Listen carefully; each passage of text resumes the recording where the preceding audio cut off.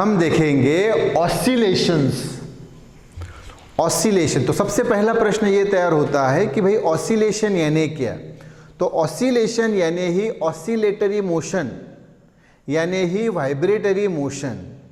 तो ये क्या होता है, कैसे होता है, वो हम अभी एक्चुअली देखेंगे। तो चलिए आइए। तो ये एक स्ट्रेट लाइन है, ये सेंटर पोजीशन है O और ये एंड पोजीशन है A और ये एंड पोजीशन है B। तो O क्या है, सेंटर पोजीशन।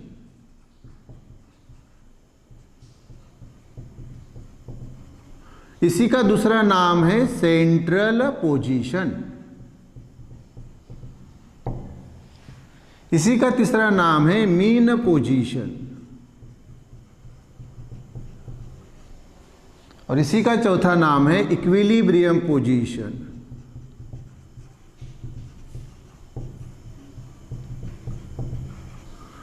तो ये जो हमने 4 नेम्स लिखे, इसमें से कोई भी एक आप यूज कर सकते हैं इस सेंटर पोजीशन के लिए। और A और B जो है ये है एंड पोजीशन, या दूसरा नाम है एक्सट्रीम पोजीशन। एक्सट्रीम पोजीशन ये भी वही एंड पोजीशन या फिर एक्सट्रीम पोजीशन।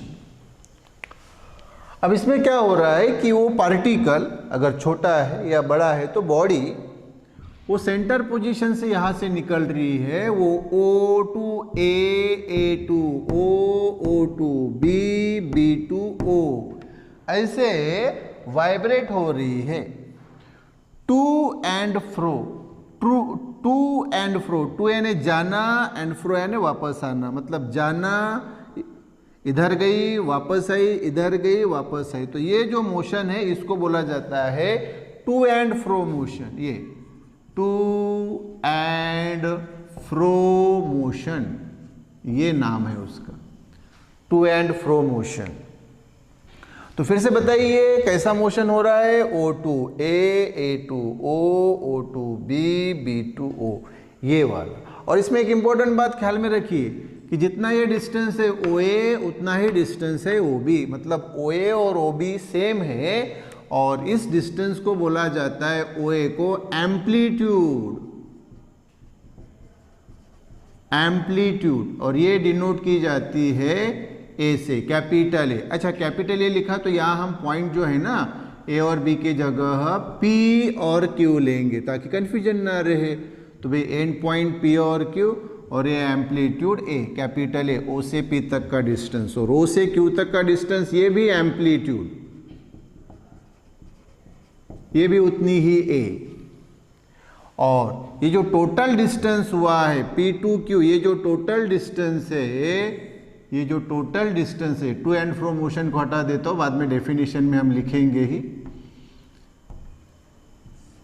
तो ये जो टोटल डिस्टेंस है P to Q, इसको बोला जाता है पाथ। पाथ यानी वो पार्टिकल जितने डिस्टेंस पे मूव हो रहा है, P to Q इतने डिस्टेंस पे मूव हो रहा है, ना P से इधर ना Q से इधर।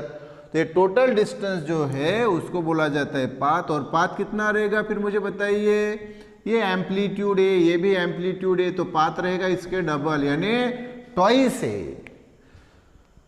तो ये हो गया पाथ। अच्छा, तो अभी मैंने आपको बताया कि एक ऑसिलेशन कैसे हुआ, O to P, P to O, O to Q, Q to O। ये 4 स्टेजेस में एक ऑसिलेशन हुआ। फिर से बताओ 4 स्टेजेस कौन से, O to P एक, P to O दूसरा, O to Q तीसरा और Q to O चौथा। तो कितने स्टेजेस हो गई, 4 स्टेजेस हो गए। तो 4 स्टेजेस में एक ऑसिलेशन कंप्लीट हुआ, एक ऑसिलेशन कंप्लीट हुआ। यस, तो इसके लिए जो टाइम लगता है उस पार्टिकल को या बॉडी को, उस टाइम को बोला जाता है पीरियड, या फिर दूसरा नाम टाइम पीरियड, या तीसरा नाम पीरियोडिक टाइम। तो जब सामने हम पीरियड की डेफिनेशन जब हमें बताने की रहेगी सामने तब वो हम देखेंगे, लेकिन अभी तो फिलहाल हमें कंसेप्ट क्लियर करना है कि ऑसिलेशन क्या होता है। तो मैंने अभी बताया आपको कि ऑसिलेशन यानी ऑसिलेटरी मोशन यानी ही वाइब्रेटरी मोशन। तो ये देखो ऑसिलेशन जो लिखा है दिस इज इक्वल टू क्या, ऑसिलेटरी मोशन, और वाइब्रेटरी मोशन, वाइब्रेटरी मोशन। हाँ, तो क्या डेफिनेशन आएगी फिर बताओ कि ऑसिलेशन यानी ऑसिलेटरी मोशन और वाइब्रेटरी मोशन जो कैसे परफॉर्म होता है, टू एंड फ्रो ऐसा परफॉर्म होता है, और वो भी कहाँ पे, अबाउट द सेंटर पोजीशन, क्योंकि यहां से पार्टिकल निकल रहा है O2P, P2O, O2Q, Q2O, तो मोशन कहां पर से हो रहा है, सेंटर पोजीशन पे। तो फिर अगर ऑसिलेशन की डेफिनेशन बताने की रही तो क्या बताएंगे फिर, तो ये डेफिनेशन, तो ये देखो ऑसिलेशन इज क्या है, ऑसिलेशन मीन्स, पहले तो ये लिख लेंगे हम, ऑसिलेशन मीन्स ऑसिलेटरी मोशन, और दूसरा नाम वाइब्रेटरी मोशन।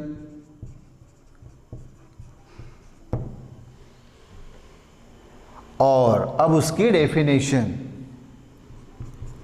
तो it is the motion which is perform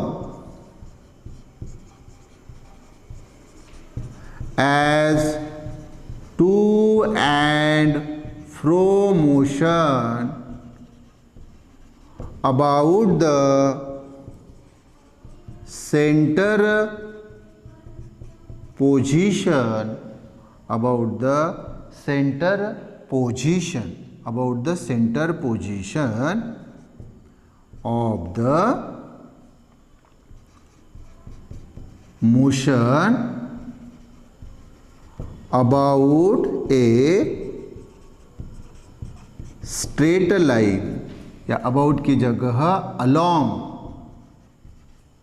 a straight line। चलो फिर से ध्यान दो, तो फिर ऑसिलेशन मीन्स ऑसिलेटरी मोशन और वाइब्रेटरी मोशन, वाइब्रेटरी मोशन, और इसकी definition, it is the motion, ये वो मोशन है विच इज परफॉर्म, जो परफॉर्म किया जाता है as to and fro motion. कैसे, ये आगे पीछे यानी to and fro motion, about the centre position of the motion, मतलब मोशन जहां पे हो रहा है उसके सेंटर पोजीशन पे। ये मोशन हो रहा है P2Q इतने डिस्टेंस पे मोशन हो रहा है, लेकिन कहां पे, about the centre position of the motion along a straight line, और मोशन कहां पे हो रहा है, एक स्ट्रेट लाइन पे। तो ये उसकी डेफिनेशन आ गई कि it is the motion which is perform as to and fro motion about the centre position of the motion along a straight line। yes, अब हम देखेंगे बेटा पीरियोडिक मोशन।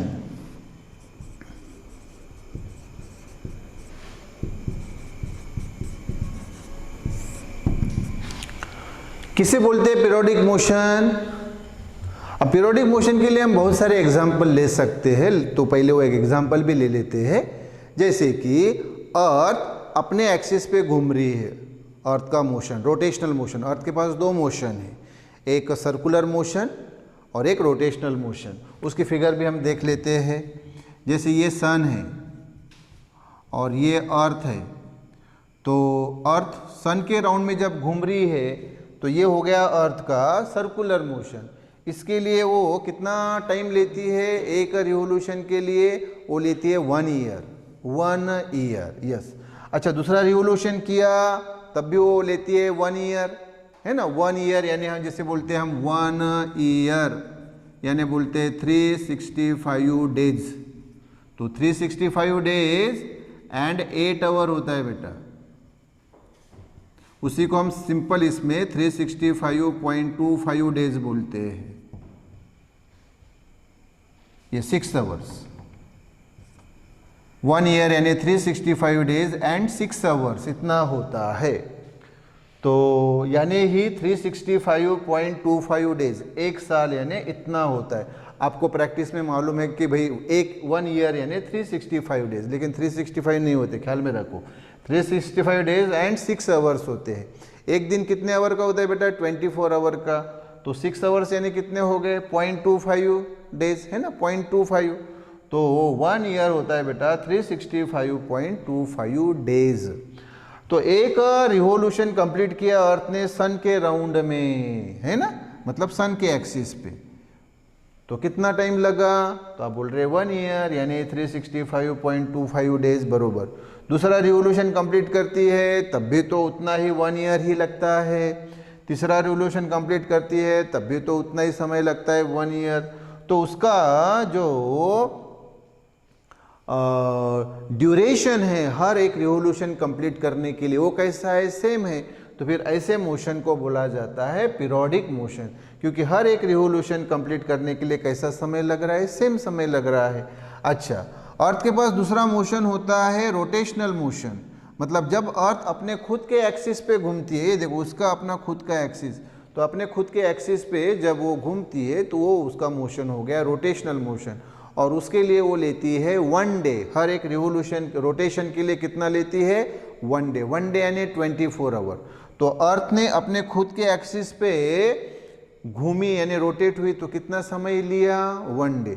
और फिर से रोटेट हुई दूसरी बार तब भी कितना समय लिया? 1 डे। फिर रोटेट हुई तीसरे बार तो फिर से कितना? 1 डे। यानी हर रोटेशन में अर्थ कितना समय ले रही है? 1 डे। तो ये भी मोशन अर्थ का कैसा हुआ? Periodic motion. तो ख्याल में रखिए अर्थ के पास 2 मोशन है। जब वो सन के एक्सिस पे घूमती है तो सर्कुलर मोशन, और उसके लिए लेती है वो 1 ईयर यानी 365.25 डेज। हर रिवोल्यूशन कंप्लीट करने के लिए 1 ईयर लेती है। पहला रिवोल्यूशन 1 ईयर, दूसरा रिवोल्यूशन 1 ईयर, तीसरा रिवोल्यूशन 1 ईयर। इसलिए ये जो है वो कैसा है? ये हुआ पीरियोडिक मोशन। अर्थ का दूसरा मोशन यानी रोटेशनल मोशन, वो खुद के एक्सिस पे घूमती है। उसके लिए हर रोटेशन के लिए वो कितना समय लेती है? कितना टाइम लेती है? 1 डे। तो एक रोटेशन 1 डे, दूसरा रोटेशन 1 डे, तीसरा रोटेशन 1 डे। तो वो भी मोशन कैसा हो गया? Periodic motion. तो अर्थ के पास 2 पीरियोडिक मोशन होते हैं। यस, अच्छा, तो ये कंसेप्ट क्लियर। अब मैं एक तीसरा आपको एग्जांपल देता हूँ इसी का, ये ऑसिलेटरी मोशन का। अब मुझे बात बताओ, एक ऑसिलेशन अभी आपने मुझे बताया कि भाई एक ऑसिलेशन क्या बताया आपने? O2P, P2O, O2Q, Q2O। एक ऑसिलेशन हुआ ना। तो एक ऑसिलेशन के लिए उसको जो समय लगा, मान लो थोड़ी देर के लिए कि एक ऑसिलेशन के लिए उसको मान लो 2 सेकंड लगे, तो ये उसका हुआ पीरियड। पीरियड हम कैपिटल T से डिनोट करते हैं। पीरियड यानी टाइम पीरियड यानी पीरियोडिक टाइम हम कैपिटल T से डिनोट करते हैं। कितना समय लगा? 2 सेकंड सपोज। और दूसरा भी अगर ऑसिलेशन उसने कंप्लीट किया 2 ही सेकंड में, फिर तीसरा भी ऑसिलेशन कंप्लीट किया 2 ही सेकंड में, फिर चौथा ऑसिलेशन भी कंप्लीट किया 2 ही सेकंड में, यानी हर एक ऑसिलेशन के लिए उसको समय कैसा लग रहा है? सेम टाइम लग रहा है। तो फिर ये जो ऑसिलेटरी मोशन हुआ ये कैसा है? पीरियोडिक मोशन है। क्यों है? क्योंकि हर एक ऑसिलेशन के लिए वो पार्टिकल या बॉडी सेम समय ले रही है। तो ये मोशन कैसा? Periodic motion. तो फिर डेफिनेशन अगर आपको बतानी है तो डेफिनेशन आप क्या बताएंगे पीरियोडिक मोशन की? तो पीरियोडिक मोशन की डेफिनेशन यानी any motion which repeats itself in equal interval of time is called as periodic motion. तो क्या डेफिनेशन? एनी मोशन अभी बताए क्या? एनी मोशन विच टेक्स और विच repeats itself in equal interval of time. Any motion which repeats itself in equal interval of time is called periodic motion. Periodic motion of the particle. छोटा रहा तो particle, बड़ा रहा तो body, तो particle और body. Yes, तो any motion which repeats itself in equal interval of time is called periodic motion of the particle या बॉडी. और उसके लिए मैंने अभी आपको तीन उदाहरण दिए, तीन एग्जाम्पल दिए. एक अर्थ का एग्जाम्पल दिया सर्कुलर मोशन का, जब वो सन के राउंड में घूम रही है, 1 ईयर लेती है वो हर रिवोल्यूशन के लिए. उसका खुद का रोटेशनल मोशन उसके लिए 1 डे लेती है. और ये ऑसिलेटरी मोशन भी बताया कि एक रिवोल्यूशन, हर एक रिवोल्यूशन यानी O2P, P2O, O2Q, Q2, हर एक रोटेशन कंप्लीट करने के लिए अगर वो इक्वल समय लेते हैं, फॉर एग्जांपल 2 सेकंड, दूसरे के लिए भी 2 सेकंड, तीसरे के लिए भी 2 सेकंड, तो वो मोशन कैसा हुआ? Periodic motion. तो अब आपका प्रश्न ये हो सकता है कि सर हम ऑसिलेशन यानी ऑसिलेटरी मोशन पढ़ रहे हैं, तो इसमें सर ये पीरियोडिक मोशन क्यों बताया? क्योंकि वही अभी हमें सामने लेना है. अभी हमें लेना है लीनियर सिंपल हार्मोनिक मोशन. कौन सा motion? Linear simple harmonic motion, सादी भाषा में लीनियर SHM. तो लीनियर SHM ये दो मोशन का कॉम्बिनेशन होता है, ये कि ऑसिलेटरी मोशन और डेफिनेटली उसलिए होना चाहिए पीरियोडिक मोशन. तो oscillatory motion plus periodic motion यानी linear simple harmonic motion. Yes, तो अभी हम उस पार्ट पे आएंगे. कौन से पार्ट पे? लीनियर सिंपल हार्मोनिक मोशन यानी लीनियर SHM. यस, सो बेटा अभी लीनियर सिंपल हार्मोनिक मोशन, इसी को शॉर्ट में बोला जाता है linear SHM. SHM, S means simple, H means harmonic, M means motion. अब इसमें क्या होता है देखिए, हमने अभी देखा कि ये O जो है ये सेंटर पोजीशन है और P और Q क्या है? एंड पोजीशन यानी एक्सट्रीम पोजीशन. अब पार्टिकल सेंटर पोजीशन से ये इधर मूव हुआ इस डायरेक्शन में, और ये मान लीजिए अभी कहाँ पे पहुँचा? M पोजीशन पे. तो उसने जो डिस्प्लेसमेंट कवर किया, वो जो डिस्प्लेसमेंट है दैट डिस्प्लेसमेंट इज x. लेकिन जब ये पार्टिकल क्या हो रहा है? सेंटर पोजीशन से अवे मूव हो रहा है, तो एक फोर्स उसको सेंटर के तरफ खींच रहा है. ये फोर्स अब उसको सेंटर के तरफ खींच रहा है, and this force is called as restoring force. तो यह x क्या हुआ? ये डिस्प्लेसमेंट हुआ. पार्टिकल इधर अवे जाना चाह रहा है और वो O से M तक आया, सो OM इज डिस्प्लेसमेंट, और एक फोर्स उसको सेंटर के तरफ खींच रहा है. This force is called as restoring force. So यहाँ पे हमें एक इक्वेशन मिलता है कि भाई F is directly proportional to x, यानी जितना डिस्प्लेसमेंट होगा उतना रेस्टोरिंग फोर्स उस पार्टिकल के ऊपर एक्ट होगा. यानी जितना पार्टिकल उससे सेंटर से दूर दूर जाने का प्रयत्न करेगा उतना रेस्टोरिंग फोर्स उसको सेंटर के तरफ खींचेगा. So F is directly proportional to x. लेकिन यहाँ हमें माइनस साइन मेंशन करना होता है, क्योंकि डिस्प्लेसमेंट और फोर्स ये दोनों एक दूसरे के अपोजिट डायरेक्शन में है. देखिए displacement away from the centre हो रहा है और ये जो रेस्टोरिंग फोर्स है ये टुवर्ड्स द सेंटर हो रहा है. मतलब दोनों की डायरेक्शन कैसी है? अपोजिट है. That's why we have taken minus sign here. Now to solve this proportionality we take that proportionality constant, so F is equal to this minus kx. So here k is proportionality constant, also called as force constant. So first of all we will mention all these three terms. So F equal to minus kx जो है, here F is restoring force. क्यों restoring force? क्योंकि वो particle को restore करना चाहता है, यानी वापस उसके ओरिजिनल पोजीशन तक लेके आना चाहता है. So that's why this force is called as restoring force. And this x is displacement. Displacement यानी ये जो OM डिस्प्लेसमेंट OM जो हो रहा है away from the centre, and k is proportionality constant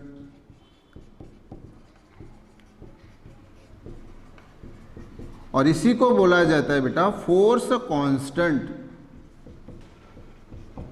force constant. Okay, so F equal to minus K X, ये हमारे पास equation आ गया इस लीनियर SHM का। तो अभी हम इसको डिफाइन करेंगे कि भाई लीनियर SHM क्या होता है। तो हम पहले बात कर रहे थे कि भाई ये ऑसिलेटरी मोशन है, O2P, P2O, O2Q, Q2O, और ये पीरियोडिक है क्योंकि हर एक ऑसिलेशन कंप्लीट करने के लिए कैसा समय लग रहा है, सेम समय लग रहा है, इक्वल समय लग रहा है। और इन दोनों की कॉम्बिनेशन मतलब oscillatory motion plus periodic motion यानी होता है लीनियर SHM। तो फिर हम उसके डेफिनेशन मेंशन करेंगे। तो linear SHM of a particle, particle का लीनियर मोशन, अगर स्मॉल रहा तो पार्टिकल या बड़ा रहा तो body. So linear SHM of a particle is its periodic oscillatory motion, periodic oscillatory motion, periodic oscillatory motion. हाँ, कहाँ हो रहा है motion? Along a straight line, एक स्ट्रेट लाइन पे हो रहा है। ये स्ट्रेट लाइन, ये O2P, P2O, O2Q, Q2O, यहाँ मोशन हो रहा है। तो ये स्ट्रेट लाइन आप देख रहे हैं PQ इस स्ट्रेट लाइन पे। और मोशन कहाँ से हो रहा है? सेंटर से। तो along a straight line about the centre position, about the centre position. तो फिर से बताइए मुझे क्या हुआ कि linear SHM of a particle is its periodic oscillatory motion, periodic oscillatory motion. कहाँ? Along a straight line about the centre position in which, दो बातें अभी यहां पे फुलफिल होनी चाहिए। लीनियर SHM के लिए दो बातें फुलफिल होनी चाहिए। पहली बात ये कि ये जो फोर्स है ये ऑलवेज किधर डायरेक्ट होना चाहिए? Towards the centre position. ये जो रेस्टोरिंग फोर्स है ये सेंटर पोजीशन की तरफ आना चाहिए, होना चाहिए। और दूसरा, या फिर ये डायरेक्टली प्रोपोर्शनल होना चाहिए डिस्प्लेसमेंट को। तो ये दो पॉइंट्स हमें वहां मेंशन करने हैं। तो इन विच पहला, restoring force F is always directed towards the center position, और दूसरा, this restoring force is directly proportional to displacement. This restoring force F is directly proportional to displacement x, displacement x.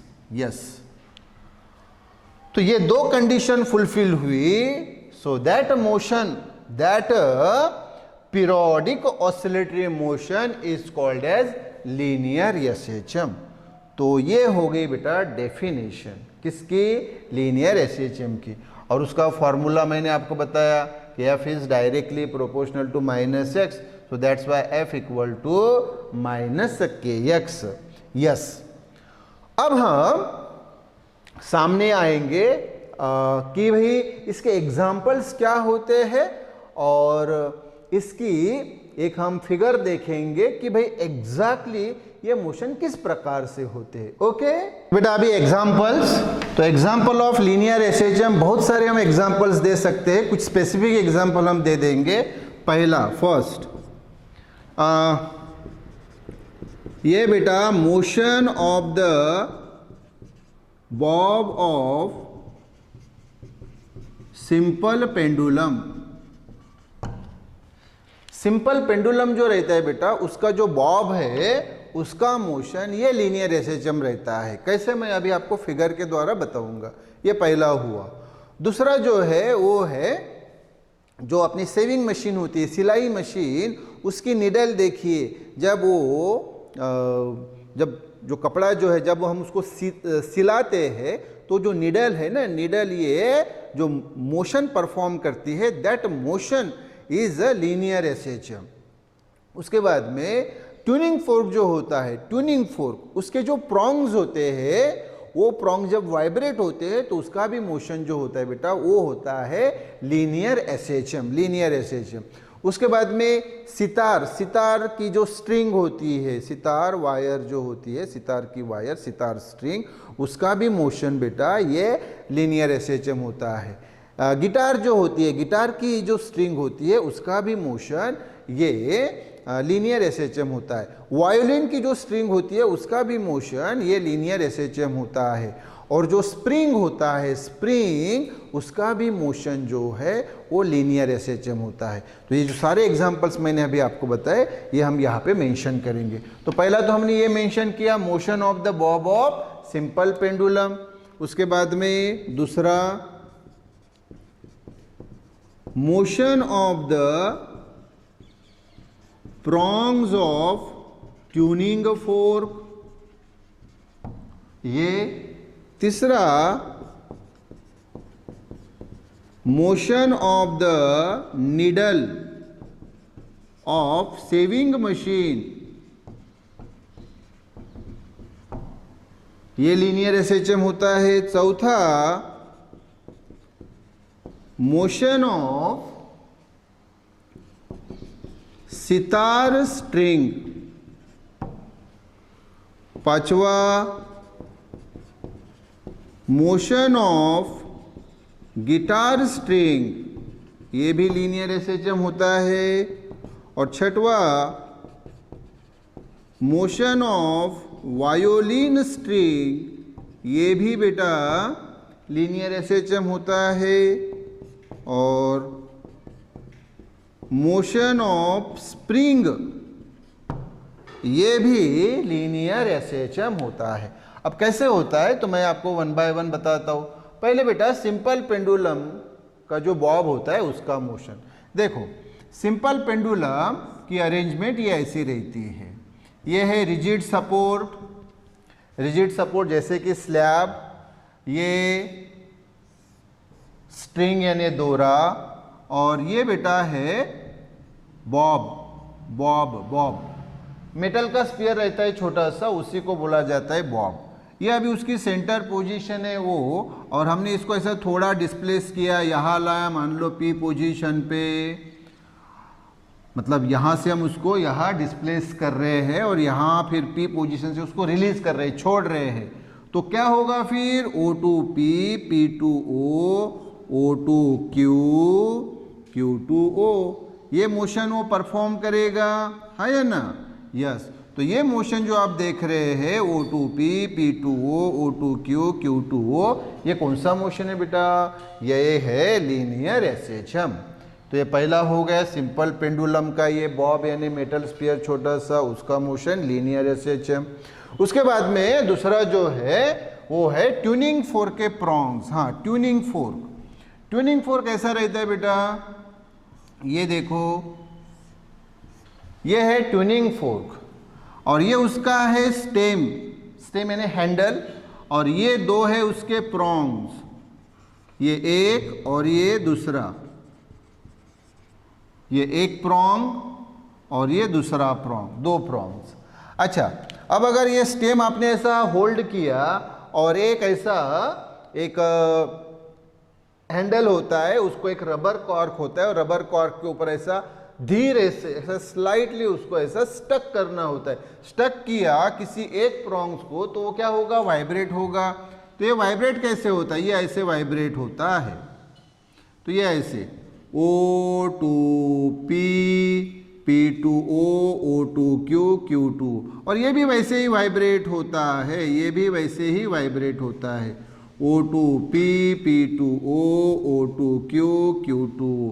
तो दोनों ये जो प्रॉन्ग्स आप देख रहे हैं वो वाइब्रेट हो रहे हैं, तो इनका जो मोशन होता है ये फिर से कौन सा होता है, लीनियर SHM होता है। ओके, अभी जो सेविंग मशीन है, सिलाई मशीन जो है, उसकी नीडल आपको मालूम है, जब वो कपड़ा सिलता है तो उसकी जो नीडल है अभी ये सेंटर पोजीशन पे है, तो वो O2P, P2O, O2Q, Q2O, तो इस प्रकार से वो वर्टिकल डायरेक्शन में लीनियर SHM परफॉर्म करती है। अभी इसके पहले मैंने आपको सिंपल पेंडुलम का बॉब बताया था, तो वो हॉरिजॉन्टल पोजीशन में लीनियर SHM परफॉर्म करता है ऐसा। ट्यूनिंग फोर्क भी हमने देखा था, वो ऐसा हॉरिजॉन्टल डायरेक्शन में लीनियर SHM परफॉर्म कर रहा है। निडल जो है वो ऐसी वर्टिकल डायरेक्शन में लीनियर SHM परफॉर्म करती है। और उसके बाद में मैंने बताया सितार, ये जो म्यूजिकल इंस्ट्रूमेंट है उसकी जो स्ट्रिंग होती है उसको अगर आप ऐसे वाइब्रेट करें तो उसका मोशन ये लीनियर SHM रहेगा। उसी प्रकार से गिटार स्ट्रिंग, उसको अगर आप वाइब्रेट करें तब भी उसका मोशन लीनियर SHM होता है। वायलिन की स्ट्रिंग लेंगे, उसको वाइब्रेट करेंगे, उसका भी मोशन लीनियर SHM होता है। और ये जो स्प्रिंग है, स्प्रिंग का मोशन भी ये लीनियर SHM होता है। स्प्रिंग का मोशन लीनियर SHM कैसे होता है, तो ये हम अभी फिर से फिगर के द्वारा देखेंगे। तो चलिए आइए फिगर के द्वारा हम उसको देखते हैं। तो भाई हम यहाँ पे एक ये रिजिड सपोर्ट लेंगे, ये रिजिड सपोर्ट है, रिजिड सपोर्ट जैसे कि वॉल समझ लीजिए। ओके, यहाँ पे हमें 3 केसेस लेनी है, 3 केसेस। ओके, तो ये है surface, straight surface. Okay, 3 cases लेनी है, इसलिए हमें ऐसे 3 सरफेसेस ड्रॉ करने हैं। तो ये हमने ड्रॉ कर लिए। ओके भाई, और ये जो वॉल है, वॉल का एक एंड जो है इसको हमने उस स्प्रिंग को टाइट किया, यानी बांधा हुआ है। तो ये भाई दिस, ओके, हाँ। और ये है बेटा मेटल का block, metal block, metal block, और उसका मास m, यम उसका मास, ये मास यम। ओके, यस, हाँ। और अभी यहाँ पे बरोबर थोड़ा ध्यान दीजिएगा, मैं कैसे फिगर को ड्रॉ कर रहा हूँ, ये बरोबर थोड़ा सा अच्छी तरह से समझ लीजिए। तो अभी ये जो कंडीशन है बेटा, ये स्ट्रेच कंडीशन है, स्ट्रेच कंडीशन, हाँ, स्ट्रेच कंडीशन। हाँ, उसकी पहले हम रिलैक्स कंडीशन ड्रॉ करेंगे। कौन सी? रिलैक्स कंडीशन की फिगर हम ड्रॉ करते हैं। तो वही भाई स्प्रिंग, वही स्प्रिंग, हाँ, और ये वही मेटल ब्लॉक, मेटल ब्लॉक जिसका मास है यम। तो ये उसकी रिलैक्स्ड कंडीशन।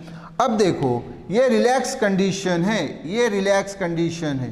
तो अभी स्प्रिंग के ऊपर जो फोर्स एक्ट हो रहा है, स्प्रिंग के ऊपर जो फोर्स एक्ट हो रहा है, that force is a zero. ये जो फोर्स एक्ट हो रहा है, तो ये फोर्स जो है एफ जो फोर्स है वो जीरो। क्यों? क्योंकि भाई अभी ये ब्लॉक को हमने खींचा ही नहीं, इधर खींचा ही नहीं, तो इसके वजह से कोई डिस्प्लेसमेंट हुआ ही नहीं। मैंने अभी आपको बताया था कि हमारे पास फार्मूला क्या है, तो आप बोलेंगे sir F equal to minus K X. Okay, magnitude wise लिया तो ये माइनस लेने की जरूरत नहीं है, तो F इक्वल टू के एक्स। ओके, अब आप मुझे बताइए अभी तक डिस्प्लेसमेंट हुआ ही नहीं, x डिस्प्लेसमेंट हुआ ही नहीं क्योंकि हमने ब्लॉक को खींचा ही नहीं। तो x कितना है? 0। तो भाई x की वैल्यू अगर हम 0 रखें तो 0 इंटू के, तो क्या आएगा? 0। तो फोर्स क्या आएगा? फोर्स इक्वल टू ये k और x की वैल्यू 0। तो भाई F हमें क्या मिलेगा? 0 मिलेगा। एफ हमें मिल गया 0, क्योंकि भाई डिस्प्लेसमेंट हुआ ही नहीं। अब अगर हम इसको स्ट्रेच करते, ये देखो हमने इसको स्ट्रेच किया, मतलब फोर्स हमने इधर, मतलब ये इसको इधर खींचा, इधर खींचा, इधर खींचा, ये देखो इधर खींचा, इधर खींचा, तो मुझे बताइए डिस्प्लेसमेंट हुआ ना अभी ये देखो डिस्प्लेसमेंट हुआ है, x इतना क्या हुआ है, डिस्प्लेसमेंट हुआ है, स्ट्रेच किया मतलब प्लस x हम लेंगे। तो इसको डिस्प्लेसमेंट को हमने परफॉर्म किया, मतलब जो ब्लॉक जो है, ब्लॉक को हमने उधर खींचा, ब्लॉक को उधर खींचा, तो फिर ये जो रेस्टोरिंग फोर्स है उसको क्या करेगा, वापस उसके सेंटर पोजीशन पे लेके आएगा। तो इसीलिए फिर इस केस में हमारे पास फोर्स क्या आएगा, फोर्स इक्वल टू वही F equal to minus K x, मैंने बताया ना माइनस क्यों, क्योंकि x और F ये अपोजिट डायरेक्शन में हो रहे हैं, डिस्प्लेसमेंट इधर हो रहा है तो रेस्टोरिंग फोर्स इधर हो रहा है, ये इधर खींचा जा रहा है, तो F जो है वो इस डायरेक्शन में और डिस्प्लेसमेंट इस डायरेक्शन में है। ओके, तो ये कब, जब स्ट्रेच किया तब, ये कंडीशन जो है ये रिलैक्स्ड कंडीशन है, मतलब जब हमने यहाँ कोई डिस्प्लेसमेंट नहीं लगाया, डिस्प्लेसमेंट x इक्वल टू 0 था, इसलिए फोर्स 0 था।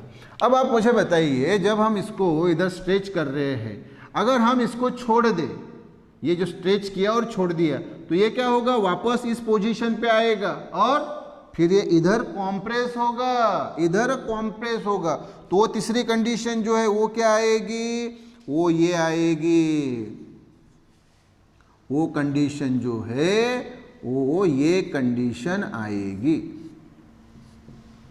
तो ये ब्लॉक जिसका मास है m, ओके, तो ये देखो अब ये आप देख रहे हैं, ये डिस्प्लेसमेंट इधर एक कॉम्प्रेस्ड हुई, that's why minus, otherwise displacement तो x, ये जितना x है उतना ही x ये है, दोनों सेम है, दोनों ही सेम है, बस ये स्ट्रेच की थी इसलिए इधर थी इसलिए प्लस x, और एक कॉम्प्रेस्ड हुई इधर लाई इसलिए माइनस x। तो अब ये कॉम्प्रेस हुई, तो मुझे बताइए डिस्प्लेसमेंट किधर हुआ, x इधर, तो फोर्स जो है F इधर लगेगा, और फिर से वैल्यू तो वही रहेगी, F equal to minus K x, नहीं बदलेगी, बस डिस्प्लेसमेंट अभी इधर हो रहा है इसलिए फोर्स इधर लगा।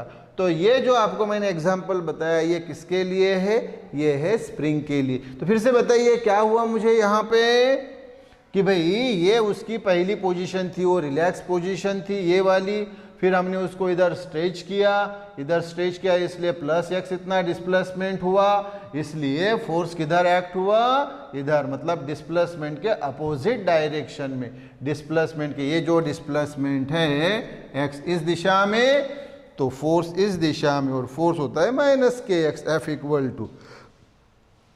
अब अगर यहाँ से हमने उसको छोड़ा तो यहाँ आएगा, मतलब ये पोजीशन, और यहाँ के रुकेगा नहीं, वो इधर आएगा, कॉम्प्रेस्ड होगा। तो ये जो कंडीशन है ये है कॉम्प्रेस्ड कंडीशन, कॉम्प्रेस्ड कंडीशन।